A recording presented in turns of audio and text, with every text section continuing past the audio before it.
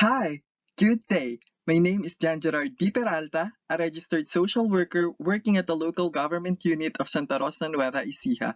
I would like to welcome you to the first virtual PASWI convention.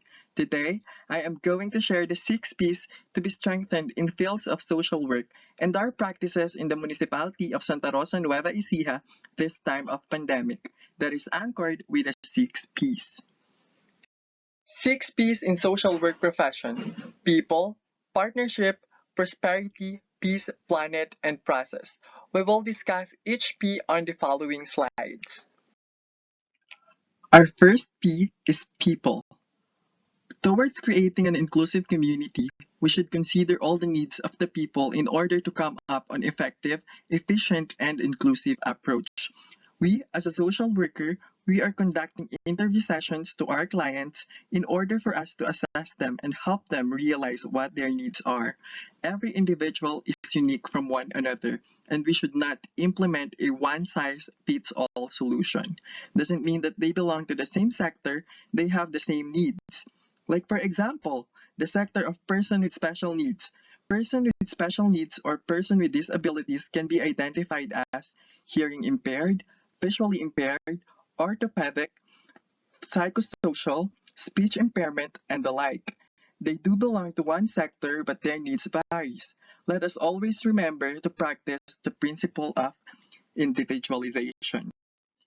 Our next P is partnership. Strengthening partnership for multi-stakeholders that mobilize and shares knowledge, expertise, technologies, and financial resources to support and aid specific projects and programs, especially during the complex emergencies. We cannot personally provide the needs of our clients. We, as a social worker, should be resourceful in finding resources that will meet the client's needs, especially this time of pandemic. Having a stakeholder can help us to act with urgency, helping our people in hard trying times. Finding stakeholder might lead into increase of project success. It might lead into project success for the reason that we are not alone in bridging the gaps. We have their assistance either in kinds or in technical. Engaging stakeholders during and especially at the beginning of the helping process will help reduce and uncover risk and increase their willingness to be part of the project. It will help us to reduce and uncover risk because our stakeholder can give us inputs and insights when we overlook some lapses. When stakeholders are adequately engaged, their influence spreads far and wide. It is important to include our partners during the first phase of our process in order for them to have this sense of ownership. Once they feel that they are part of the sustainable solution towards meeting the gaps, they will engage more and might find another stakeholders which envisions the same goal. And for our third P, it is prosperity. Prosperity embodies and stands for sustainability, sustainable and long-term solutions to ensure the fulfilled lives that will enable individuals to perform their normal social functioning in the community. Our role as a social worker is to empower our clients in order for them to fully perform their roles in their environment and community. Long-term goals drive the approach to determine logistics for the partnership and set the rules. We, as a social worker, should go deeper during the interview sessions to see the root problem of the client and what are the underlying issues for us to give better assessment and help our client to address their problems properly. We cannot change the world alone. Empowering individual is adding fuel to the fire that will help us towards creating an inclusive community. If people will know better, they will do better, and they can help us in building an inclusive community. And for our fourth P, it's peace. Fostering peaceful, just, and inclusive societies in every sector by having safe space community wherein every individual can feel belong and confident that they will not be exposed to discrimination, criticisms, harassment, or any other emotional or physical harm. An inclusive community values all its members and helps them to meet their basic needs so that they can live with dignity, engage actively, and contribute to their community. Creating awareness, breaking down barriers, fostering friendship towards inclusive new normal approach. Inclusive communities are welcoming to diverse groups of people including but not limited to seniors, youth, children, persons with disabilities, people experiencing mental health challenges, and low-income populations. Social inclusion can impact both the physical and mental health of the community members, including their life expectancy and mental health. A peaceful and harmonious relationship in the community is essential towards building an inclusive society. And for our fifth P, it's planet. The word planet is referring to our natural environment. Earth is what we all have in common. It is our collective and individual responsibility to preserve and take good care of our only home. As an approach towards having a sustainable solution, we should also need to look after our planet Earth. The wrath of nature and calamities due to climate change can affect our lives. Like for example, here in Nueva Ecija, which is dubbed as the rice granary of the Philippines, the common source of living of the people is through farming. But because of the climate issues such El Nino and La Nina, it affects the crops of the local farmers. When these crops are being destroyed by the natural calamities, it affects the lives of the local farmer through economic issues. We should stop the climate change adaptation. It is our response to global warming. This targets to strengthen community resilience and adaptive capacities to climate-related issues. Later on, I'll be showing you the initiative of the local government unit of Santa Rosa Nueva Ecija towards addressing the climate issues. And for the final P, it's process. Identifies core skills such as assessment, program planning, and evaluation that are required by a professional social worker. It should be clear that during the first phase of the helping process, we had done stakeholders mapping and identified the possible stakeholders of our project to set on what are the expectations on both parties, setting rules and identifying the engagement mechanism. Process is the heart of the piece. Our approach towards our clients should not be trial and error. We should prepare a baseline, find possible partners with same goals, and together let us empower people leading towards an inclusive community. Always make a win-win solution approach when finding stakeholders. Helping process. The first thing it comes to our mind as a social worker is APIET, assessment, planning, intervention, evaluation, and termination. During the preparation phase or entry point, we should prepare the baseline, coordination, stakeholders mapping, and planning. While on the implementing and monitoring phase, which is we call intervention, we should facilitate the programs, monitoring and evaluation, participatory approach, mobilizing resources, strengthening structure, and partnership. And for the termination phase, exit, we should prepare the endline survey, program management of key leaders, exit consultation, terminal plan, and terminal report. If each and every piece are intertwined with each other, there is a good success rate towards sustainable, inclusive, effective, and efficient delivery of social services and key towards building an inclusive community. At ngayon po ay masaya kong ibabahagi sa inyo ang aming mga practices dito sa bayan ng Santa Rosa, Nueva Ecija ngayong panahon ng pandemic na naka-anchor sa 6 P's to be strengthened in fields of social work. Activities and approach for children. Milk Supplementary Program in partnership with Department of Agriculture, Philippine Carabao Center at Central Luzon State University.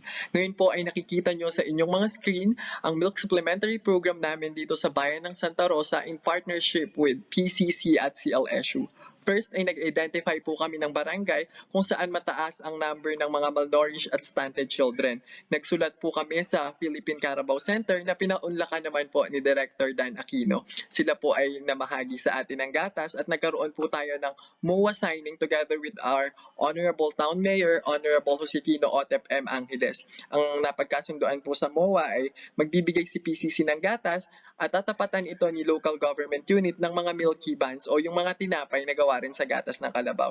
At para ma-ensure po na fresh ang mga gatas at milky buns na ipinapamahagi natin sa ating mga kabataan, ay every Monday po ay pumipick up ang mga Pulis Santa Rosa natin kasama ng MSWD staff sa CLSU ng mga milks at milky bun. At dinadala po ito sa barangay upang i-keep safe nila. At ito naman po ay ipapamahagi ng mga BHW natin or barangay health workers natin sa mga na-identify nating kabataan. At every end of the week ay kinukuha ang kanilang height and weight upang makita po natin ang improvement sa kanilang nutritional status.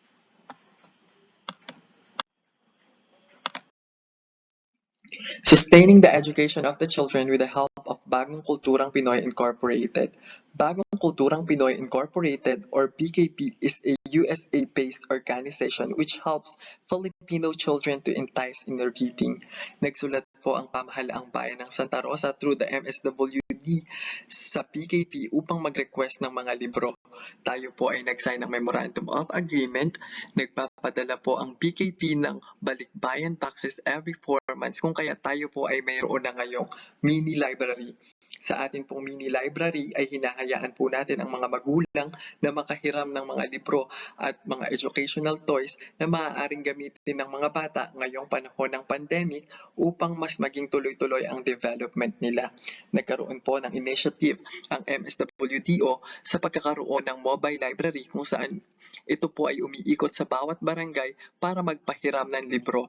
Sa naturang mobile library po ay nagbabasa rin po kami ng mga kwento at nagtuturo ng mga proper hand washing at ang atin pong etiquettes ngayong panahon ng pandemic. At through the initiative of Mayor Josefino OTEP M. Angeles ay mayroon po tayong OTEP project, Obligasyong Tutukan, Edukasyong Pangkabataan, kung saan namahagi po tayo ng mga school supplies na may workbook sa ating mga identified daycare childrens. Ito po ay more likely parang modular sa daycare, kung saan i-utilize po natin ang ating mga barangay child development workers upang mas matutukan po ang development ng kabataan ngayong panahon ng pandemya. Activities and approach for youth. Sustaining the education of the youth by enabling them to the e-education in partnership with iUplift, Stronghold Insurance, and Ports and Nodes Broadband and Service. Noong nakaraang August 12 po ay nagkaroon ng International Youth Day celebration ang pamahalaang bayan ng Santa Rosa, kung saan sinabi po ng mga kabataan na ang problema nilang kinakaharap ngayon ay ang kawalan ng access sa mga e-materials kagaya ng computer, wifi, kung kaya ang pamahalaang bayan po ng Santa Rosa through the MSWD ay sumulat sa iUplift Philippines upang tayo po ay maging beneficiary nila ng computer. Ito po ay pinaunlakan naman nila at nagbigay po sila ng computer sets. Ang Ports and Nodes naman po ay nagbigay ng 5G internet connection. At sa pakikipagtulungan po ng iUplift ay nailapit din po tayo sa Stronghold Insurance na nagbigay ng 3 laptops. Ngayon po ay makikita nyo, meron na po tayong computer area na magagamit ng ating mga kabataan. And ini-encourage po namin sila na kapag sila ay magpiprint ng 10 pages ay kinakailangan nilang magdala ng isang plastic bottle na amin pong iniipon at ibebenta po namin para kami po ay makabili ng mga bond paper at maging sustainable ang ating computer area o ang ating distant learning hub. And before and after na may gumagamit po ng ating mga computer set ay dinidisinfect po ito ng masisipag nating staffs mula sa MSWD office. Activities and approaches for person with special needs. Provision of medicines, assistive device, and food packs from LGU, DOH, DSWD, and private stakeholders. Ayun po, kung makikita nyo po sa mga picture, tayo po ay namamahagi rin ng mga assistive device, medicine, and food packs sa person with special needs natin. Efforts for inclusive approach. Tayo po ngayon ay kasalukuyang nakikipag-partnership sa DepEd Philippines para mas makapag-provide po tayo ng mga inclusive approach sa ating person with special needs. Ngayon po ay pinag-uusapan namin ang pagkakaroon nila ng livelihood program kung saan ito po ay co-conduct through Zoom po. At ang livelihood po na yun ay ang paggawa ng hand sanitizer and alcohol. Activity and approach for person in custodial facility. Gospel sharing and provision of Bible from the generics pharmacy. Ayan po, every Friday po ay nagbabasa po tayo ng gospel sa mga nasa custodial facility po natin dahil sila rin po ay nalulungkot gawa ng community quarantine dahil yung pagbisita po ng kanilang mga kamag-anak ay hindi pinapayagan dahil po kailangan nating sumunod sa mga social protocols na ipinatutupad ngayong may COVID-19. Activity and approach for elderly people. Provision of rice from LGU and assistive device from DOH. And makikita nyo po yan sa mga pictures na nasa inyong mga screen. Activities and approaches for the community. community. Kami po sa MSWDO ay nagkaroon ng initiative na Food for Work approach. Kailangan po nilang maglinis, kapalit po nun ay food packs. Nagkakaroon po ng clean-up drive. Dito po sa left side, makikita nyo po naglilinis sila. At the middle po, kami po ay nagsasanitize bilang preventive measure po sa COVID-19. After po maglinis ng mga tao sa community, isasanitize po yan ng ating sanitation officer and magpapamigay po tayo if pagkatapos po natin mag-sanitize, magpapamigay po tayo ng mga food pack sa kanila from LGU and DSWD office po. Community vegetable garden at para mas maging sustainable po ang ating approach sa community ay nagtanim po tayo ng mga gulay. Sa land preparation po, ito ay inaayos ng ating mga tao sa community. Sila rin po ang nag-aalaga ng kanilang mga tanim at lahat po ng inaani ay sila rin po ang nakikinabang. Activity and approach for the planet, environment. Tree planting activity. Kami po dito sa bayan ng Santa Rosa ay mayroong executive order na nag-encourage sa mga couples natin na nag-undergo ng pre-marriage counseling na magdala sila ng seedling. Kung saan ang mga seedling pong dinadala nila ay itinatanim po natin sa mga communities para po kahit papaano ay makapagbalik tayo sa ating Mother Earth. Let me end this presentation by leaving you this quote. Leadership Mobilization Toward a Common Goal by Gary Wells. People working together in a strong community with a shared goal and a common purpose can make the impossible possible. We can make impossible things possible. Sky is not the limit. Remember, there is a footprint on the moon. We social workers need to be flexible, resourceful, and creative these hard-trying times. Birds are comfortable in their nest, but it is not the reason why their wings are made of. Naniniwala po ako sa kakayahan, puso, kagitingan at kagalingan ng mga Pilipinong manggagawang panlipunan. Stay healthy and safe! Maraming salamat po!